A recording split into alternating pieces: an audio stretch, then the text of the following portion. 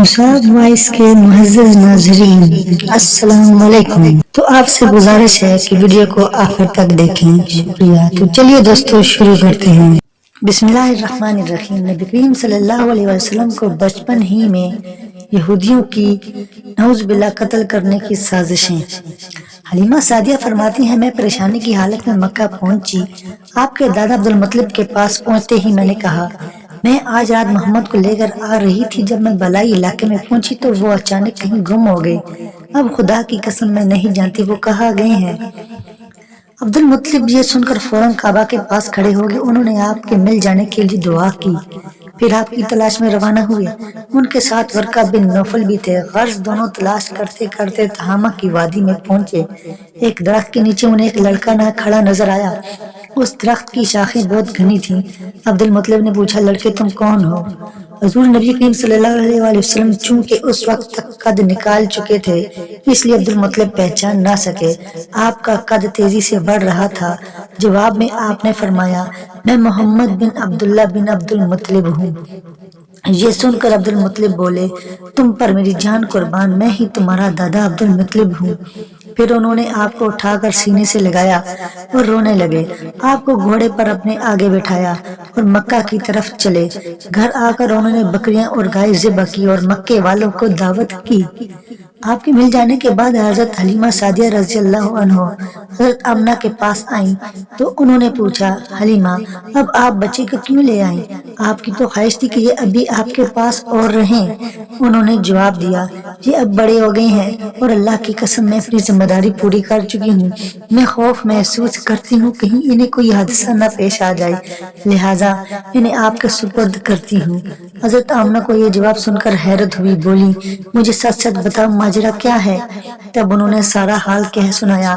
حلیمہ سعدیہ نے دراصل کئی عجیب و غریب واقعات دیکھے تھے۔ ان واقعات کی وجہ سے وہ بہت پریشان ہو گئی تھی۔ پھر سینہ مبارک چاک کیے جانے والا واقعہ پیش آیا تو وہ آپ کو فوری طور پر واپس کرنے پر مجبور ہوئی۔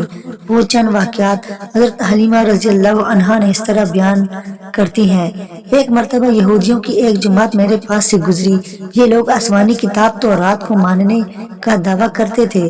میں نے ان سے کہا، کیا آپ لوگ میرے اس بیٹے کے بارے میں کچھ بتا سکتے ہیں؟ ساتھ ہی میں نے حضور اکرم صلی اللہ علیہ وسلم کی پیدائش کے بارے میں انہیں تفصیلات سنائیں۔ یہودی تفصیلات سن کر آپس میں کہنے لگے، اس بچے کو قتل کر دینا چاہیے۔ یہ کہہ کر انہوں نے پوچھا، کیا یہ بچہ یتیم ہے؟ میں نے ان کی بات سن لی تھی کہ وہ ان کے قتل کا ارادہ کر رہے ہیں، سو میں نے جلدی سے اپنے شوہر کی طرف اشارہ کرتے ہوئے کہا، نہیں، یہ رہے اس بچے کے باپ۔ تب انہوں نے کہا، اگر یہ بچہ یتیم ہوتا تو ہم ضرور اسے قتل کر دیتے۔ یہ بات انہوں نے اس لیے کہی کہ انہوں نے پرانی کتابوں میں پڑھ رکھا تھا کہ ایک آخری نبی آنے والے ہیں، ان کا دین سارے عالم میں پھیل جائے گا، ہر طرف ان کا بول بالا ہوگا، ان کی پیدائش اور بچپن کی یہ علامات ہوں گی اور یہ کہ وہ یتیم ہوں گے۔ اب چونکہ ان سے حلیمہ سعدیہ نے یہ کہہ دیا کہ یہ بچہ یتیم نہیں ہے تو انہوں نے خیال کر لیا کہ یہ وہ بچہ نہیں ہے۔ اس طرح انہوں نے بچے کو قتل کرنے کا ارادہ ترک کر دیا۔ اسی طرح ان کے ساتھ یہ واقعہ پیش آیا، ایک مرتبہ وہ آپ کو عکاظ کے میلے میں لے آئیں۔ جاہلیت کے دور میں یہاں بہت مشہور میلہ لگتا تھا۔ یہ میلہ طائف اور نخلا کے درمیان میں لگتا تھا۔ عرب کے لوگ حج کرنے آتے تو شوال کا مہینہ اس میلے میں گزارتے، کھیلتے کودتے اور اپنی بڑائیاں بیان کرتے۔ حلیمہ سعدیہ رضی اللہ عنہا آپ کو لیے بازار میں گھوم رہی تھی کہ ایک کاہن کی نظر آپ پر پڑی۔ اسے آپ میں نبوت کی تمام علامات نظر آ گئیں۔ اس نے پکار کر کہا، لوگوں اس بچے کو مار ڈالو۔ حلیمہ اس کاہن کی بات سن کر گھبرا گئیں اور جلدی سے وہاں سے سرک گئیں۔ اس طرح اللہ تعالیٰ نے حضور نبی کریم صلی اللہ علیہ وسلم کی حفاظت فرمائی۔ میلے میں موجود لوگوں نے کاہن کی آواز سن کر ادھر ادھر دیکھا کہ کس بچے کو قتل کرنے کے لیے کہا گیا ہے، مگر انہیں وہاں کوئی بچہ نظر نہیں آیا۔ اب لوگوں نے کاہن سے پوچھا، کیا بات ہے، آپ کس بچے کو مار ڈالنے کے لیے کہہ رہے ہیں؟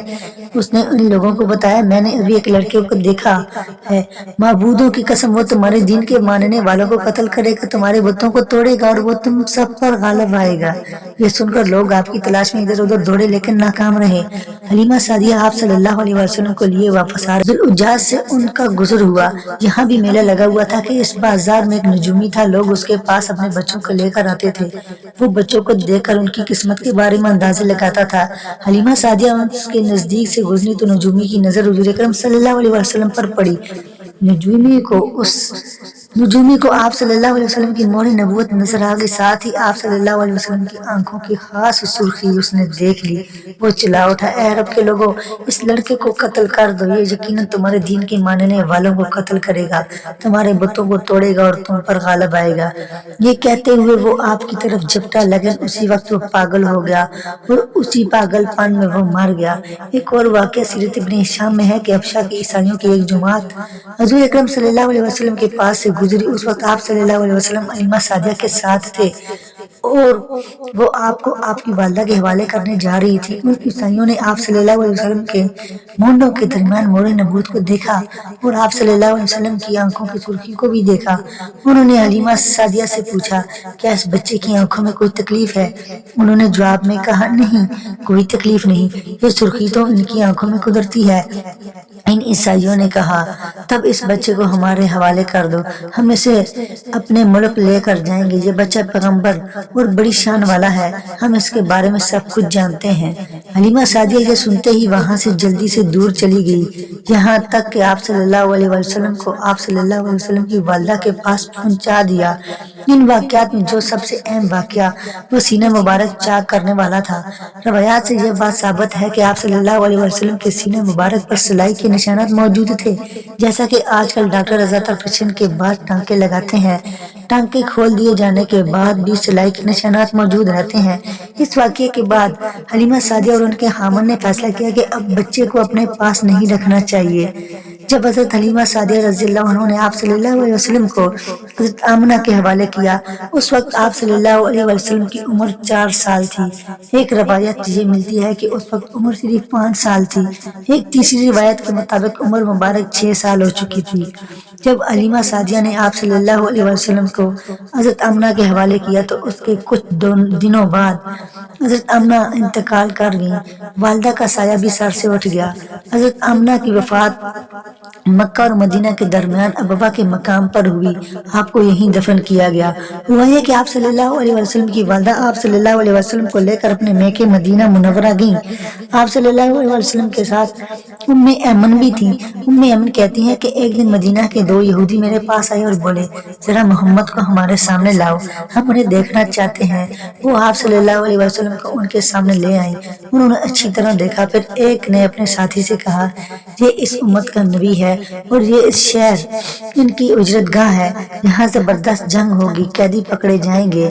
آپ صلی اللہ علیہ وسلم کی والدہ کو یہودیوں کی اس بات کا پتہ چلا تو آپ ڈر گئیں اور آپ صلی اللہ علیہ وسلم کو لے کر مکہ کی طرف روانہ ہوئیں، مگر راستے ہی میں ابوا کے مقام پر وفات پا گئیں۔